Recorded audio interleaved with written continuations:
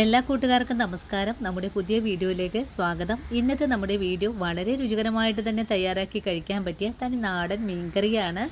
ഈ ഒരു കറി തയ്യാറാക്കി എടുക്കാനായിട്ട് അയല പോലുള്ള മീനാണ് നമുക്ക് ആവശ്യമായിട്ടുള്ളത്. ഇങ്ങനെയുള്ള മീൻ വെച്ചിട്ട് തയ്യാറാക്കുമ്പോഴാണ് ഈ ഒരു കറിക്ക് നല്ല സ്വാദൊക്കെ കിട്ടുന്നതും.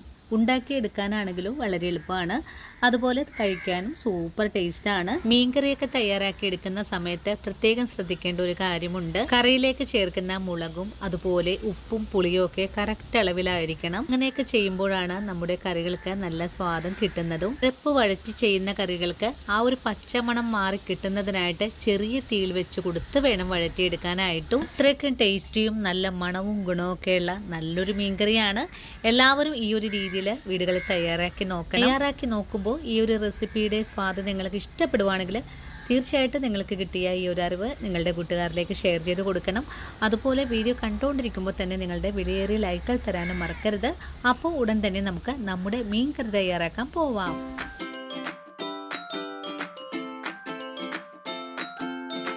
മീൻ കറി തയ്യാറാക്കാൻ തുടങ്ങാം. അതിനായിട്ട് ആദ്യം തന്നെ മീൻ കഴുകി വൃത്തിയാക്കി വെച്ചിട്ടുണ്ട്.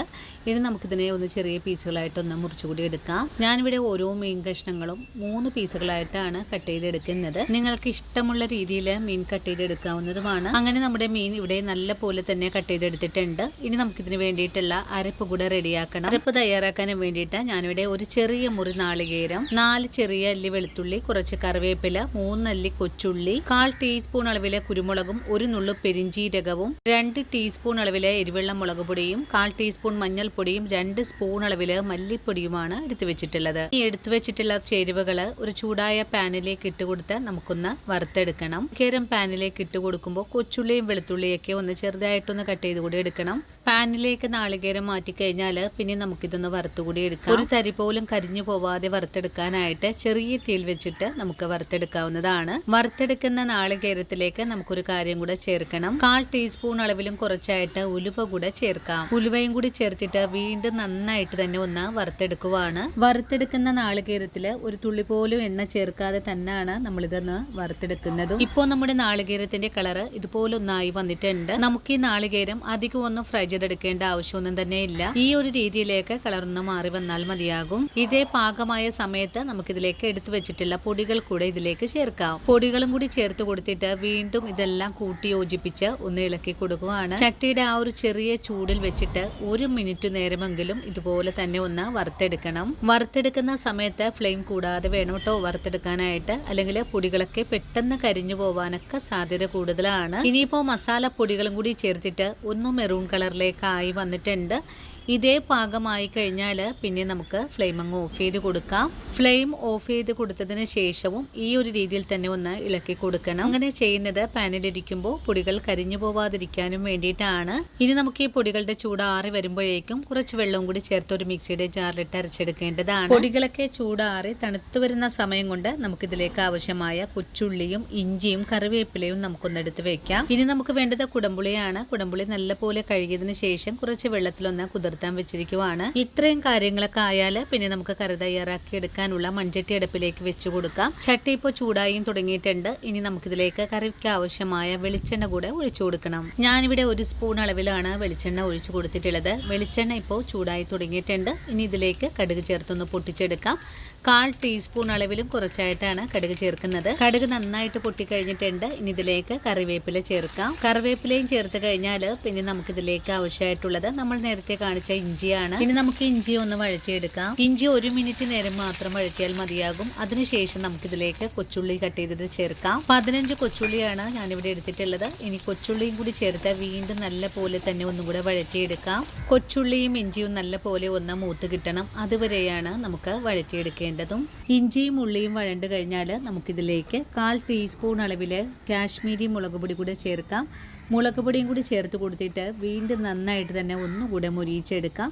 ഈ ഒരു സമയത്തും ഫ്ലെയിം സിമ്മിൽ വെച്ച് കൊടുത്ത് വേണം ചെയ്തെടുക്കാനായിട്ടും. മുളക് പൊടിയും ചേർത്ത് കൊടുത്ത സമയത്ത് 2 പച്ചമുളക് കൂടി ചേർത്ത് ഒന്നുകൂടെ വഴറ്റിയെടുക്കാം.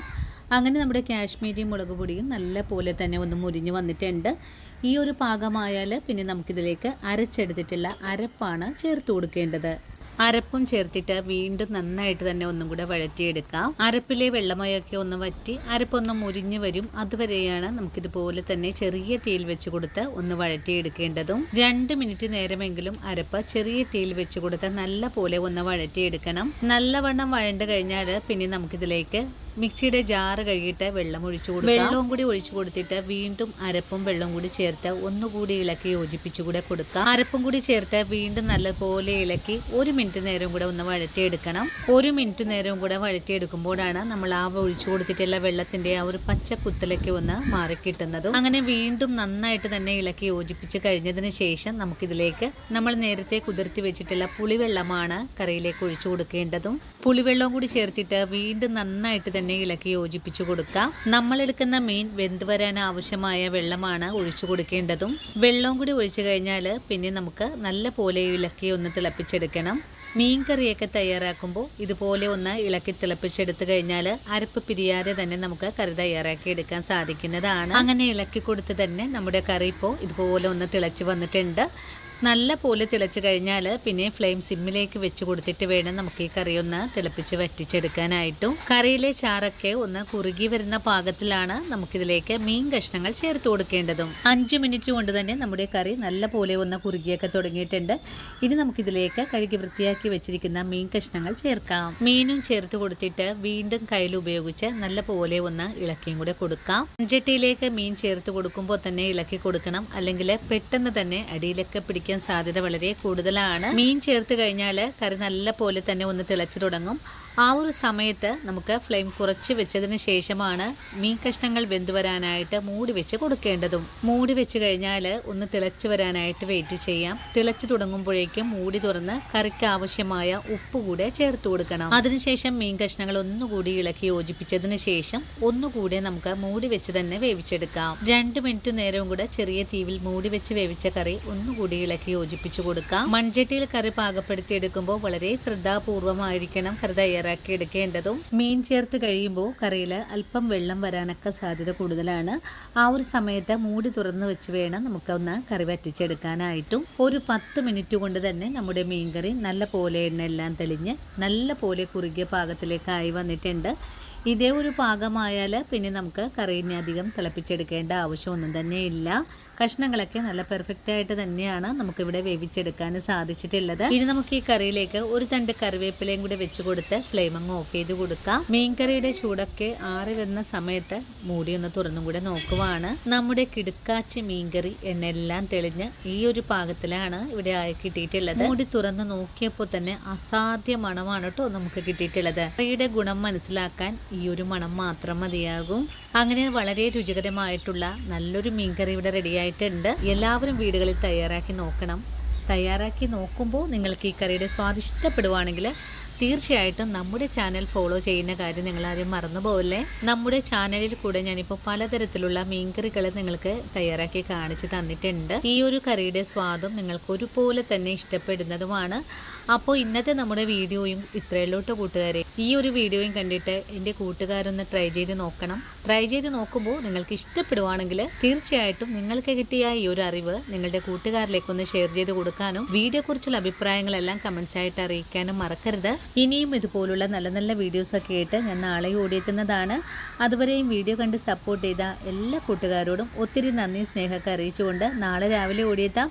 അതുവരെയും സ്നേഹത്തിൻ്റെ ഭാഷയിൽ വീണ്ടും കാണാം.